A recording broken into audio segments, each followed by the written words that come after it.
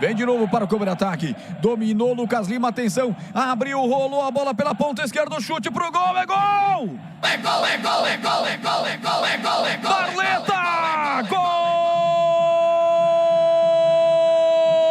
Gol do Sport! No esporte eternamente estarei. Barleta, camisa 30. Um abraço de tão forte, não tem Barleta, ele não perdoa, Barleta marca. a vida a gente vive E faz um golaço na ilha. Recebe a bola de Felipe. Vem pra cima da meia-lua, engatilha na perna esquerda, bate a bola cruzada, um golaço pro fundo do gol de Vladimir. Barleta é fatal, é letal. Christian Barleta é o tal.